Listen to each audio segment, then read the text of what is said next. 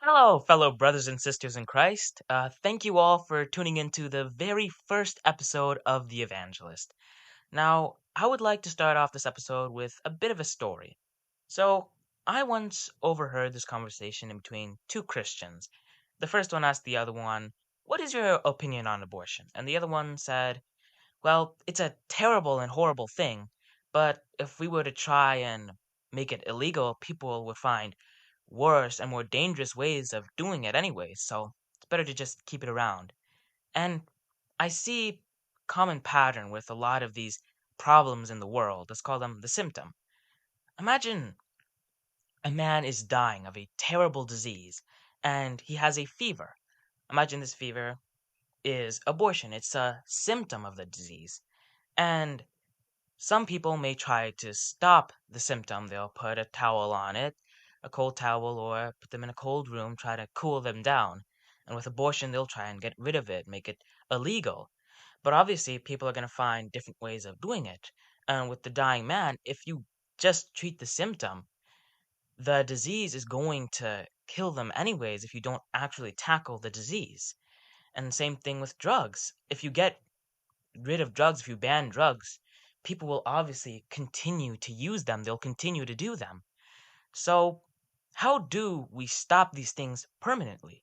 Well, we figure out what is the disease that is causing these symptoms. Let's say with abortion.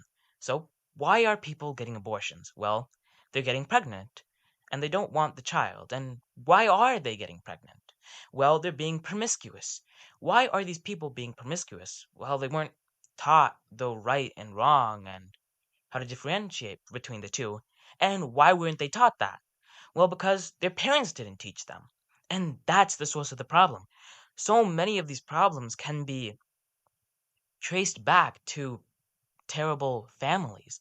A lot of times I see these broken people who didn't grow up well. They have twisted moral codes, and a lot of the time you can trace it back to them not growing up in the greatest environment.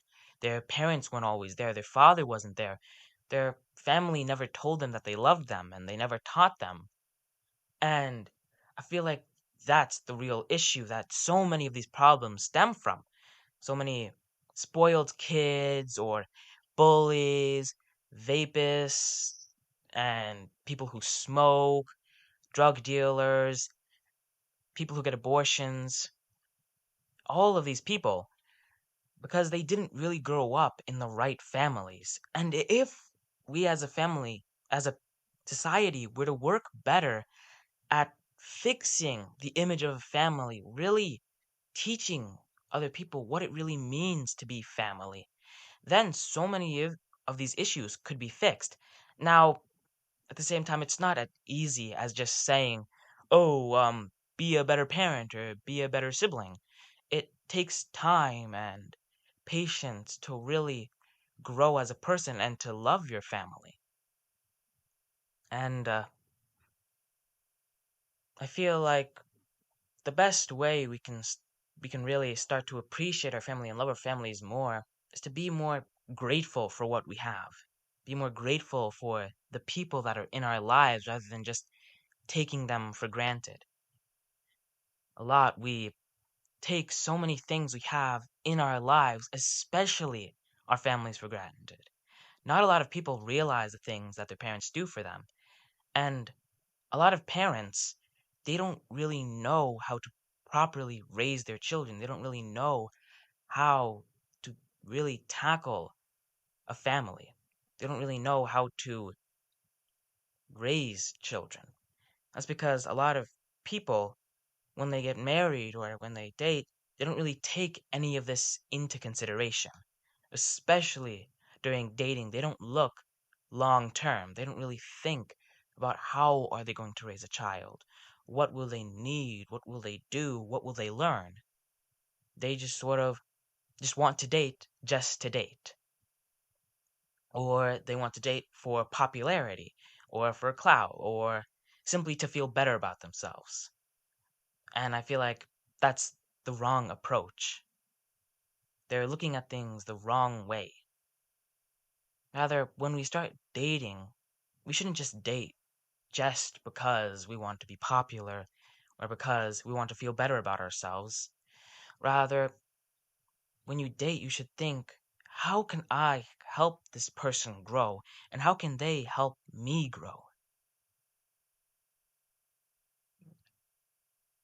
And some other examples of these symptoms are like, take gun violence, school shootings, for example. If we just ban guns, people are going to find other ways to commit acts of violence towards people they dislike. So we need to ask, why are these kids doing this, or why are people doing this? And we trace backwards, well, these kids are being bullied in school. And why are they being bullied in school? Well, because the school system isn't doing a better job at taking care of these children and making sure these things don't happen, or the people bullying them didn't grow up in the right families. Like I said before, many of these people didn't grow up in very stable families.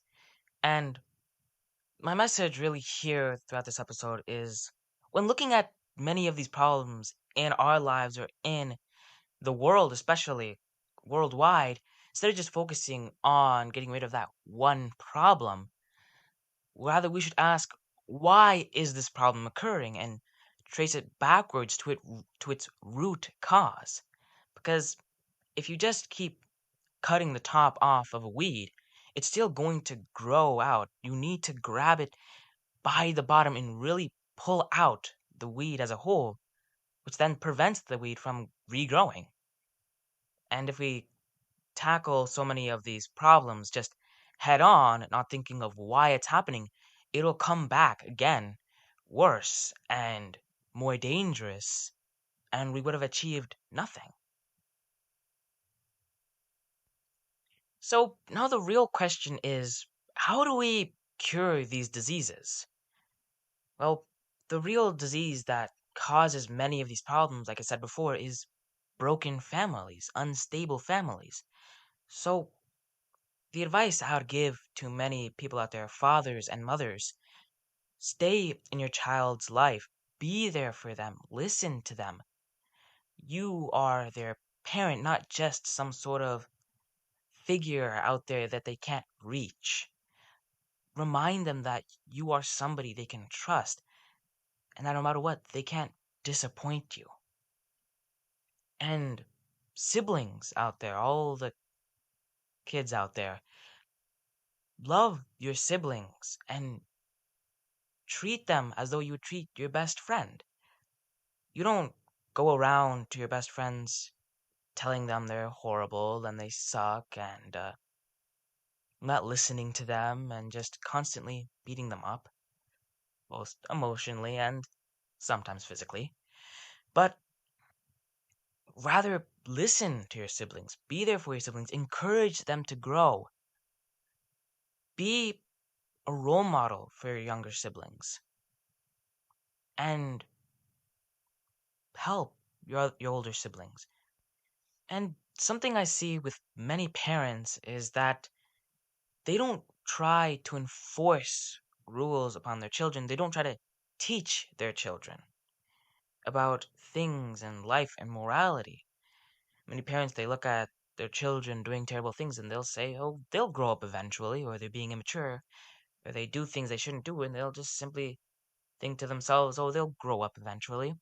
But if you don't teach your child these things at a young age or before they enter the real world, they're not going to learn these things later on. They're going to grow up to do terrible things. They're going to be immature. They won't have the tools they need to really tackle life. If somebody's never learned an ounce of English in their life as a child, once they grow up, they won't just suddenly get the ability to speak English. That's not really how the human mind works. We can't just pick up these things automatically if we're not taught these things.